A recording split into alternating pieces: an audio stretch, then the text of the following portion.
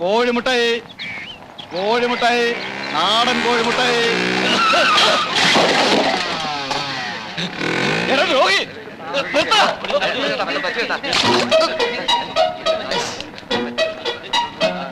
കോഴിയല്ല പറന്നു മുട്ടായിരുന്നു. വല്ലതും പറ്റിയോ? പിന്നെ പറ്റാതെ 500 രൂപയുടെ മുട്ടയല്ലേ പൊട്ടിയത്? അതല്ല, ദേഹത്ത് വല്ലതും പറ്റിയോ? ഇല്ല, എനിക്കൊന്നും പറ്റിയില്ല. ആക്സിഡന്റ്, ഒരാള് ആക്സിഡന്റ് പെട്ട് മരിക്കാൻ പോകുമ്പോ അയാൾ എത്രയും പെട്ടെന്ന് ആശുപത്രിയിൽ എത്തിക്കാൻ ചർച്ച നടത്താൻ വേണ്ടത്. വരും വരും. എവിടേക്ക്? ആശുപത്രിയിലേക്ക്. അതിന് മാത്രം ഒന്നുമില്ല. അത് നിങ്ങളെല്ലാം തീരുമാനിക്കേണ്ടത്. നടക്കാനാ പറഞ്ഞത്. വിട്. നിങ്ങൾ ആരാ? Jeep jeep. എനിക്ക് കുഴപ്പമൊന്നും ഇല്ലാന്ന്. കുഴപ്പമില്ല, നിങ്ങളെല്ലാം ഇനി ഇട്ടോളൂ.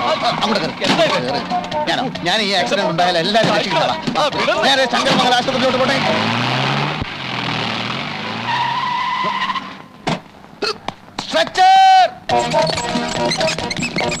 എന്തിനാ സാർ ഇതൊക്കെ? നിങ്ങൾ അധികം സംസാരിക്കരുത്. ഇതൊക്കെ എന്തിനാണെന്ന് എല്ലാ പരിശോധനയും കഴിയുമ്പോൾ മനസ്സിലാവും. സിസ്റ്റർ, രക്തം, കഫം, മലം, മൂത്രം എല്ലാം വിശദമായി പരിശോധിക്കണം. എക്സ്റേ, തലയുടെ, നെഞ്ചിന്റെ, പിന്നെ എല്ലാ സന്ധി ബന്ധങ്ങളുടെയും ഓരോന്നിരിക്കട്ടെ.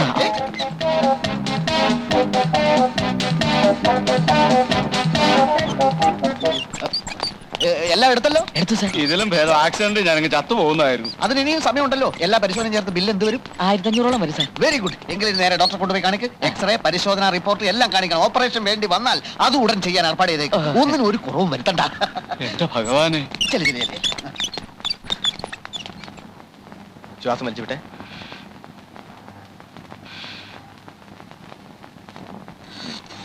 എന്താണ് സിസ്റ്റർ ഇത്? ദേഹത്തൊരു പോറൽ പോലും ഇല്ലാത്ത ഇയാളെ പിടിച്ചുകൊണ്ടുപോയി ഈ ടെസ്റ്റുകളൊക്കെ അടുപ്പിച്ച് എന്തിനാ? ഇപ്പോഴെങ്ങനെ ഇരിക്കുന്നു? എനിക്കൊരു കുഴപ്പമില്ല എന്ന് 100 വട്ടം പറഞ്ഞതല്ലേ.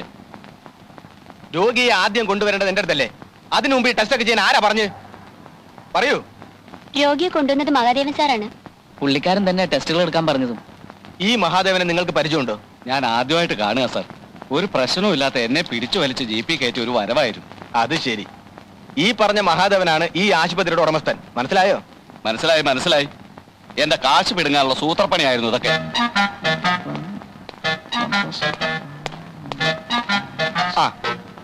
മഹാദേവൻ സാറ് ചെയ്ത ഒരു വലിയ കാര്യ. 5 മിനിറ്റ് വൈകിരുന്നെങ്കിൽ ആ മുട്ടക്കാരൻ തട്ടിപ്പോയനെ. എനിക്ക് തോന്നി ഓപ്പറേഷൻ ചെയ്തേക്കാം അല്ലേ? സാറിന്റെ അഭിപ്രായം പറഞ്ഞോളൂ. എന്ത് വേണേ ചെയ്യാം. കാലും കൈയും തലയും എല്ലാം ഓപ്പറേറ്റ് ചെയ്യാം. എന്താ? അതൊക്കെ ഡോക്ടറുടെ ഇഷ്ടം. എന്തായാലും അയാൾ ഒരു 2-3 മാസം ഇവിടെ കിടത്താനുള്ള ഒരു വകുപ്പുണ്ടാക്കിയാൽ വളരെ നല്ലത്. അമ്മാവൻ തമ്പി സാറ് സ്ഥലത്തെത്തിയോ? എത്തിയല്ലോ. എന്താ? അല്ല, രണ്ടുപേരോടും ചേർത്ത് എനിക്ക് ചില കാര്യങ്ങൾ പറയാനുണ്ടായിരുന്നു. പറഞ്ഞോളൂ, ഞാനത് അമ്മാവനെ അറിയിച്ചാ പോരെ? അങ്ങനെയാലും മതി. മറ്റൊന്നുമല്ല, ഇത്രയും കഷ്ടപ്പെട്ട് ഒരു ആശുപത്രി നടത്തുന്നതിന് നല്ലത് കട്ടപ്പാറ എടുത്തുകൊണ്ട് രാത്രിയിൽ ഇറങ്ങുന്നതാ കക്കാൻ.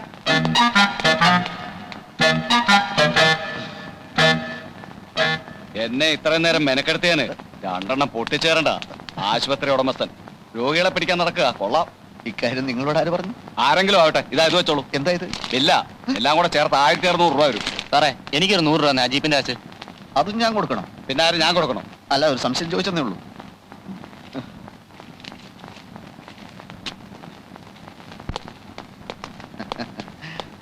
ആ മുട്ടക്കാരൻ രോഗിയോട് ഞാനാണ് ഈ സ്ഥാപനത്തിന്റെ ഉടമസ്ഥൻ എന്ന് ഡോക്ടർ പറഞ്ഞു. അത് മഹാ തെമ്മാടിത്തരമായി പോയി. മാസം തോറും പുളിങ്കുരു പോലെ ശമ്പളം എണ്ണി വാങ്ങിക്കുമ്പോ ഈ സ്ഥാപനത്തോട് അല്പം നന്ദി കാണിക്കണം. നന്ദിക്ക് പട്ടികളെ വളർത്തുന്നതാണ് കൂടുതൽ നല്ലത്. പ്രൊഫഷണൽ എത്തിക്സ് എന്ന് പറഞ്ഞൊരു സാധനമുണ്ട്. അമ്മാവൻ അനന്തരവനായിട്ട് അർത്ഥം അറിയില്ലെന്ന് അറിയാം. മിസ്റ്റർ, രോഗികളെ വഞ്ചിക്കുന്നതിന് ഒരു പരിധിയൊക്കെ ഉണ്ട്. താൻ ആരാടോ? ഹരിശ്ചന്ദ്രനോ? മര്യാദയ്ക്ക് സംസാരിച്ചില്ലെങ്കിൽ ആശുപത്രിയാണെന്ന് ഞാൻ നോക്കില്ല. താൻ എന്ത് ചെയ്യടോ?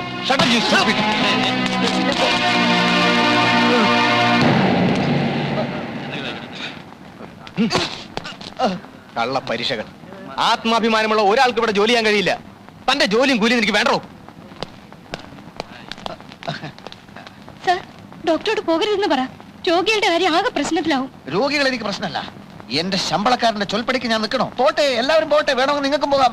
ആരും ഇല്ലെങ്കിലും ഞാൻ ആശുപത്രി നടത്തും. ഡോക്ടർ എവിടെ, മരുന്ന് എവിടെ എന്ന് ചോദിച്ച് അവൻ എന്റെ മെക്കിട്ട് കയറാൻ വന്നു. അവനെ മാത്രം കുറ്റം പറഞ്ഞിട്ട് കാര്യമില്ല. ഞാനൊന്ന് ക്ഷോഭിച്ചു.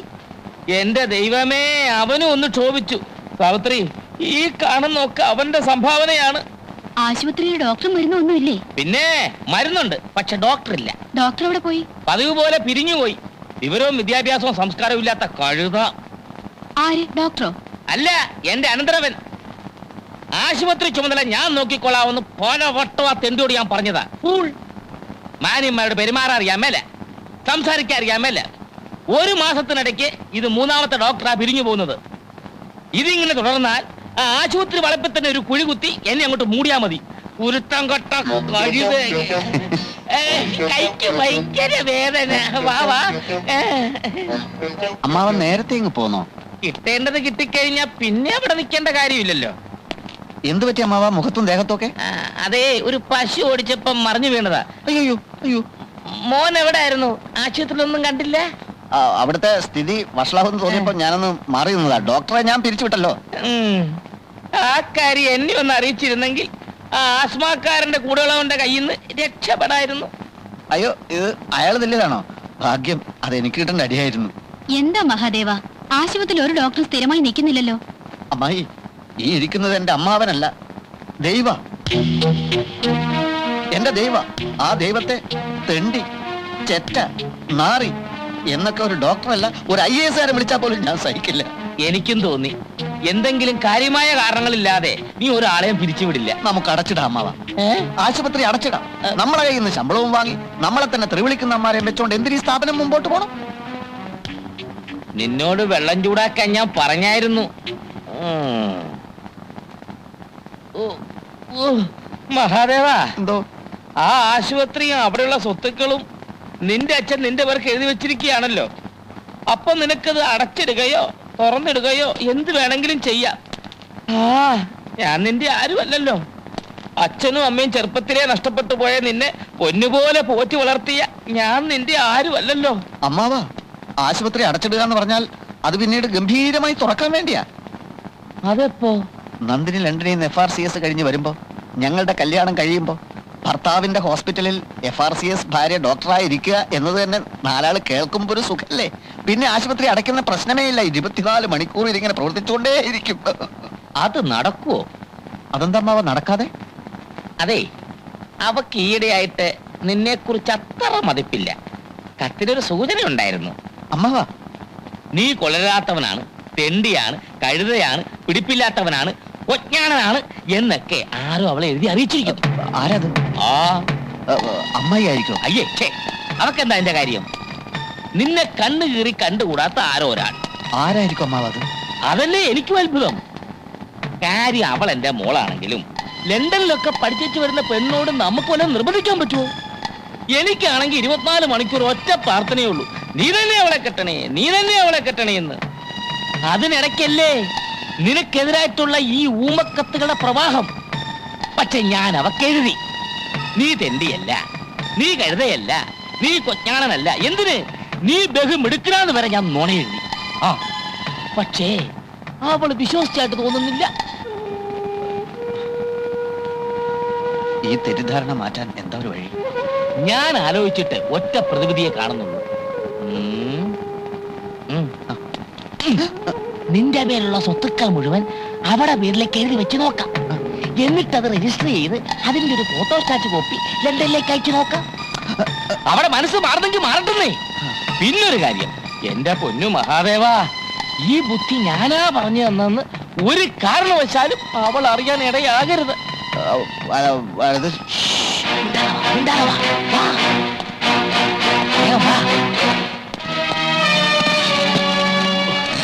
എത്ര കാലമായി എഴുതി വെച്ചിട്ട്. സകല ദൈവങ്ങളെ മനസ്സിൽ ധ്യാനിച്ച് എല്ലാം മംഗളമാകാൻ ഒപ്പിടും.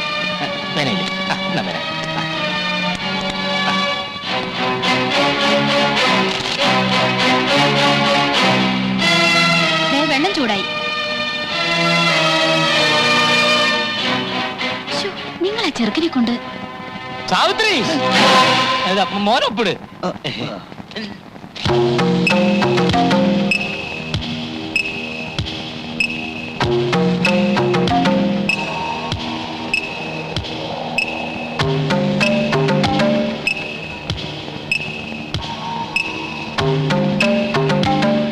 ഒപ്പിടും മോനെ. തൊലച്ചു. എന്താ? പല്ലി ചലിച്ചു. അത് പല്ലിയായിരിക്കില്ല, അത് ഞാനാ. വേണ്ടില്ലേ? ഇല്ല അമ്മാവ, ദേ പല്ലി. ഇന്നിനി നല്ല കാര്യങ്ങളൊന്നും ചെയ്യാൻ പറ്റില്ലല്ലോ, അശുഭ ലക്ഷണല്ലേ. തൽക്കാലം ഇതിവിടെ ഇരിക്കട്ടെ. നമ്മുടെ ആശുപത്രിയിലേക്ക് മിടുക്കനായ ഒരു ഡോക്ടറെ ഞാൻ കൊണ്ടുവരും.